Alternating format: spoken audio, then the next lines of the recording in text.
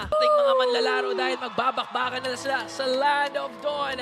It's gonna be game number 1, Aurora MLBB versus Blacklist International. And looking at the lineups, Bri, sino dapat lamang dito early game? Oh, kung ako lang, tumitingin tayo sa isang league. Siyempre, gusto nating isipin kahit paano na meron tayong aasahan na pagpanig dito. But then at the same time, looking at the mid, ito ay napakagandang, kumbaga, panlamang sa early.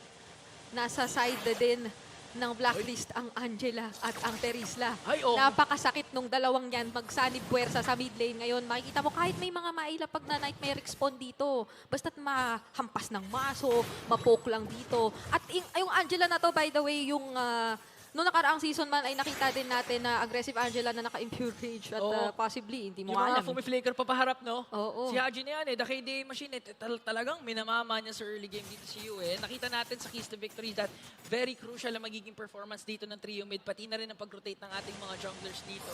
So dito talaga natin makikita pa lang, especially sa first turtle, kung sino nga ba talaga? At saka ang interesting nito kasi to think na possible perks, parang okay lang, lapag ka. Tingnan mo, isang combo-combo lang nung maso-maso, parang Ano na? i-dedicate niya pa yun sa Nightmare Spawn. I-dedicate. yung mga ganong, kailangang sagot ay hindi ka matakot sa Oo. Zask. Yung parang kailangan ay isusugurin mo raw siya. Of course, as much as possible din, preventing yung magiging snowball. At ngayon naman ay, surprisingly, hindi rin naman pa tayo sobrang nagkakakita ng tagpuan sa dalawang teams natin. Wala pa yan. Testing the waters pa lang yan, pero ito muna pagtatakbo kay Perks. Napibigyan na bago mag-turtle, so this is really crucial for them. Pero ito ang gusto ko din makita is yung game performance ni Outplay kasi we rarely see him sa MPL, although naka-line up na siya before with Liquid Echo. But this time, may chance na kasi siya mag-shine eh. Oy, oy! Binabawian, Flicker muna para kay Perks at malaking bagay yun ngayon for Aurora MLBB as Lord JM Do. Sabi niya kailangan may kapalit na flicker din para kay Rene J. Parang quits lang. Quits lang ang habol natin dito. Hindi naman pwede maglaro ng MLBB nang walang trade eh. Oo. Kailangan meron. Di ba? Oh, may 3 umalis, may 2 natira. Parang ganun lang. At hindi naman nagsimula ang turtle basta-basta. Oo. Kaya okay pa rito ang dalawang kupunan natin sa kung ano man kanilang magiging intensyon para sa paparating na possible turtle objective. Pero sa ngayon, kasi si Demon kahit nasa bandang ibaba, yata siya, iba ang kanyang tatargetin. At si Outplayed ngayon na may flicker naman na mababurn para mabuhay at pasakip ang sarili niya. At parang hindi na nga ata magkakondest dito ang Aurora for the Turtle. Kaya naman Blacklist International, binaburst lamang ang magiging unang Turtle. Mapupunta nga sa kanilang kamay. Hahanap sana ng trade dito ang Aurora, pero unfortunately, nakatakas si Outplay. Oo, naipanalo ngayon ng Blacklist International yung trades. After successfully rin mapakabuhay naman ni Outplayed doon sa bandang ilalim. So, crucial din talaga sa mga ganitong punto. Basta't walang impormasyon, hindi ka maglalalim gaano. Eh, nakikita mo naman, ano bang mga kadalasan natin na sasaksihan? Talagang mga XP lanes na yun, game, yung pinaka-pinupuntirya din ng rotation kadalasan. Tsaka yung mga dive din talaga, no? The Edith, yung ano pa, yung Mayoyo, nakakalimutan ko. Si Sisi kasi, pero ito baka magsisi dito yung Aurora dahil pinupunta lang kasi ng Blacklist. Sino unang mag-set up dito? Si Perks may ulti pa, so pwedeng Grabe. ingasa. That's so much space created pero hindi pa rin naman makaka-energy shields ngayon si Outplayed. Maganda ang naging pagkakaantabay doon ni The Hillman, ni Rene J. Para maantabayanan din dito si Doming. Naka-Bruno at isa rin to sa, hindi lang tayo nagtatapos sa surpresang binibigay sa atin ng Blacklist sa Terisla Room sa Angela Mid. Ito ring pagbabalik ng Bruno ni Doming na pinaninindigan ng Aurora. Oo, tsaka kasi nung sa draft talagang pinuruhan yung gold lane matchup eh. Binigay nila kay Outplay yung Harem, making sure na madadalihan siya sa lane. Pero so far, so good pa rin naman kay Doming. And ito yung mga hero na hindi mo pwedeng iwan basta-basta lang. Like the Moscow. Kasi kung hindi, magtatrabaho lang yan eh. Pagtutulak lang yan, mamaya wala ka lang tore pag hindi mo pinansintusan yung Bruno eh. Oh, medyo ramdam mo nga na even for Aurora, may priority sila onto Doming, onto doon sa kanilang nagiging gold lane. Kaya doon yung naging first rotation earlier. Pero sa ngayon ay talagang napakaingat. Yun lang ang masasabi ko. Napakaingat nung dalawa nating kupunan. Wala masyadong nag-overextend. Wala masyadong kumbaga lumalalim. At tansyahan lang kung tansyahan. Kaya naman excited na tayo para dito sa ating magiging possible turtle fight na sinimulan na nga with the guiding wind used by Rene J. Alam mo si MP, gigil na yan eh. Pindutan yan eh. Nakaano pa naman siya. Naka-Martis pa naman siya, so gusto niya talaga ma-utilize yung early game power spike niya. Pero second turtle na up for grabs. Dalawang kupunan natin. Nandito pa rin naman. Oo. Kung may pwesto pa. At unti-unting naghahanap ng buwelo. Laos International and Aurora MLBB. Pero sa ngayon ay mukhang ang Aurora ang medyo na-poke. Ginamitan na rin ang curtain call. Ngayon ay napawasan. Sina Edward and Rene J. Sinapian na rin si Lord JM. At ngayon under the turret, ita-dive pa nga. Pero grabe naman yun.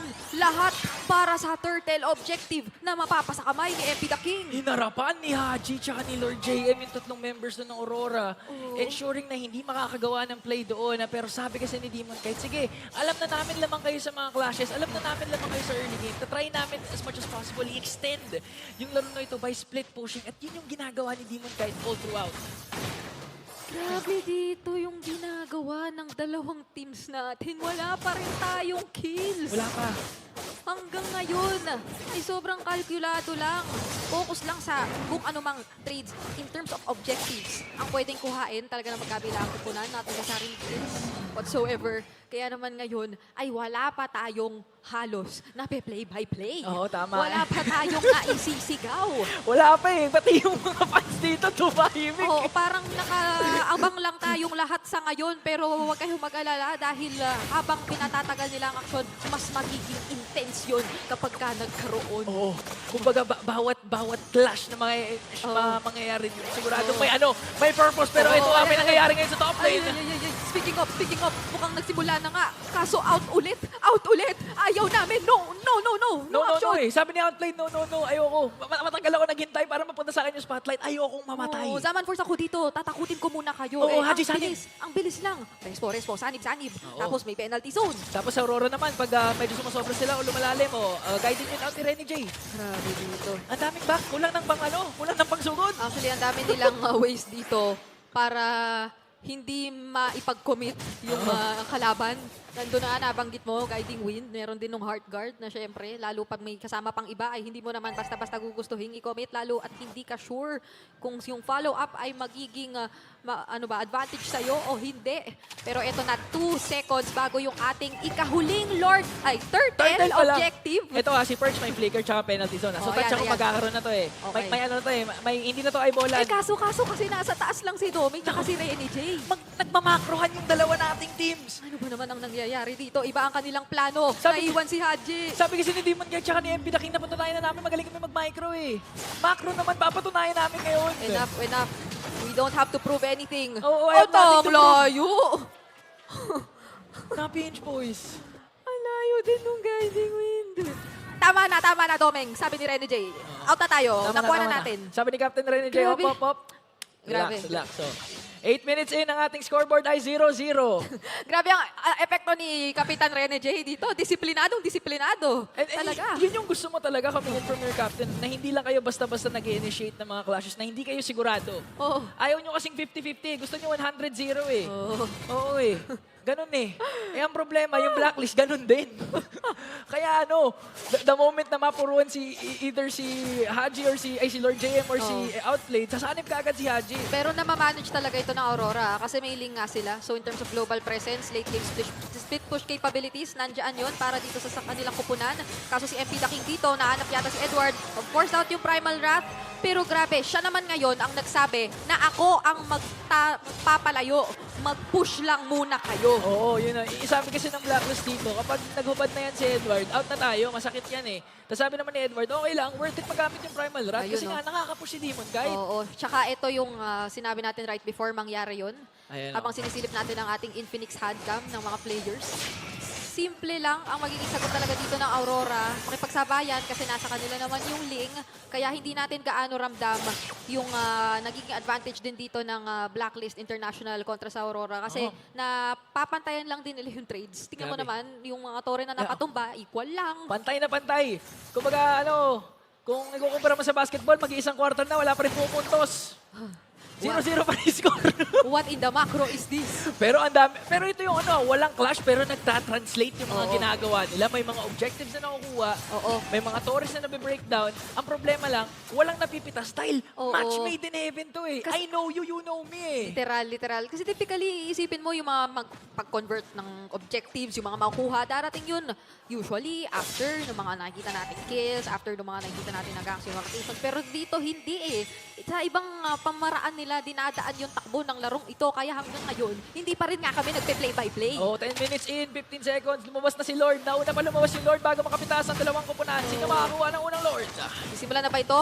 Ito na ba ang laban ng kauna-unahang casualty? Yung first blood ay maririnig ba natin after 10 minutes of watching MLBB? Sa mga nanonood dyan, i-comment nyo ano mo una, Lord Slain o First Blood? Oo, kayo na ang bahala. Kasi kahit kami, hindi na kami sigurado. Pero Lord JM, ginamit na kayong curtain call. Naiwasan naman yung penalty zone. Si First ay mapaparusahan yata dito. At siya na nga yata yung tataguri ang first blood. Hindi pa rin. Kaso nandun si Demon Kite with the finish. At ngayon, makakuha yata ng advantage ngayon ng Aurora. Sumusugod na Yue with another kill onto MP the King. At ngayon ay may malinaw na advantage na ang Aurora MLBB. Ngayon, kukuha muna dito si Demon Kite ng kanyang purple buff, then transition to the Lord. Pero here is the veterancy of Edward. Knowing na hindi tumama yung penalty zone perks flicker combination, kaya naman sumugod na sila. Si Rene J, the captain. Lord JM naman ang kanilang gusto. Oo, Pero nandito out lang. na. Disiplina lang, sabi ni Rene J. Grabe yung disiplina. Literal.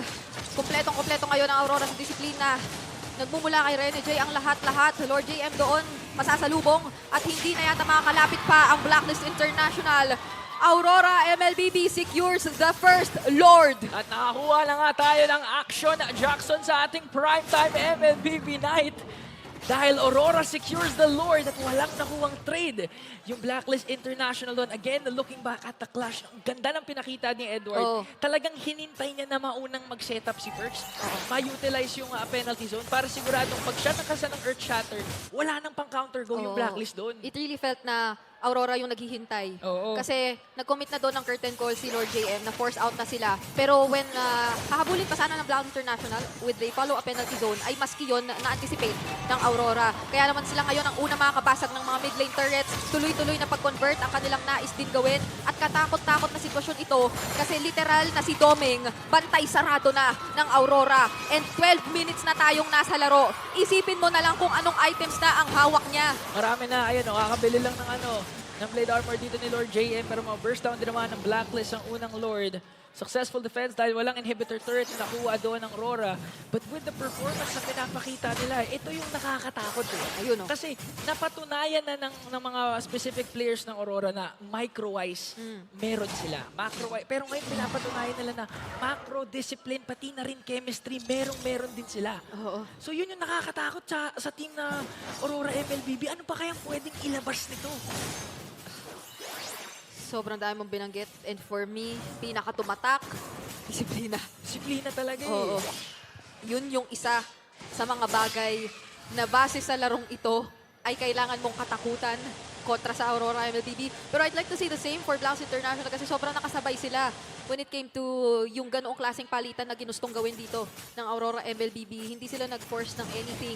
Pero the moment na nag-force sila, doon pa yata nasabi or nahanap ng Aurora na kaya na nating sumagot at pumalag kontra sa Blacks International. Akala ko nakuha, pero hindi naman. Na kay MP. Na kay MP Naka-MP pa rin, naka-MP. Oo. Grabe. Nag-retreat, ay hindi nag-retreat doon si Demon Kite kaya na nakuha ni MP the kick. Oo, tinry ano lang. Tinry yung Tinry lang. sundot agaw. Ganun. Oo, so ngayon bawat objective talaga very crucial for these two teams kasi maski yung purple buff, akala mo Lord Dance eh, 5 silang nakaamba oh. Wala na nagsisplit push eh. Hindi na kailangan.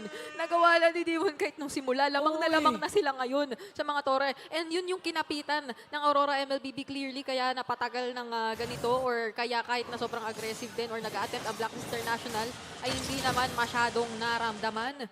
So eto ba ang ibig sabihin ni Demon Kite na excited na akong mag-assassin? Hindi dahil sa gusto kong maghanap ng laban. Kasi gusto ko i-secure agad-agad as much as possible yung mga magiging panalo namin para hindi na kami mahirapan. Oo, nakita natin kanina nung early parts of the game, lahat ng turtle napupunta kay MP. Oo. Kasi si Demon Kite pala may ibang plano, gusto niya kumuha ng torre. Kasi alam niya yung power spike ng Aurora mamaya pa eh, yung black mauuna dito eh, kahit sinisimulan na nga nila. Yung ikalawang Lord kanina napunta sa Aurora. Uy, sakit. Masakit na dito si Yue. Ang sakit nun. Nightmare X-Ball pa lang yun, tsaka... Hindi pa si ano, hindi pa yung alien, hindi pa yung ano yun. Hindi pa si Wormy. Hindi pa si Wormy yun. Grabe dito yung damage ni Yue. Tamo siya na nga ang humaharang. Oh, sinasabi ni Yuen, ano, Haji, oh. Haji, ito pa yung tinuro mo sa akin, Haji! Ay! Lord JM, susugurin na ngayon ang Aurora. MLBT gusto na talagang ilaban ito. Nandoon yung penalty zone mula kay Perks. Pero mukhang kahit papaano ay nakabuelo ang Aurora. Mapapatumba na si Perks dito. Isama mo pa si Outplayed. Ngayon, pero si MP the King nakuha yung Lord. Kaso isa-isa nang nawawala ang mga miyembro ng Blacklist International. Haji is down as well. And that's a wipeout! Wipeout for Roran as the 5 members march in the top lane. My lord yung blacklist kaya madedelay pa naman ang kanilang pag-opensa. Pero I think this is endable, Brigida! Sumugod na si Edward, sabi niya, itore nyo na, hindi na natin patatagaling ang labang ito na kanina pa naging tahimik. Mapapasa kamay ng Aurora ang unang laban.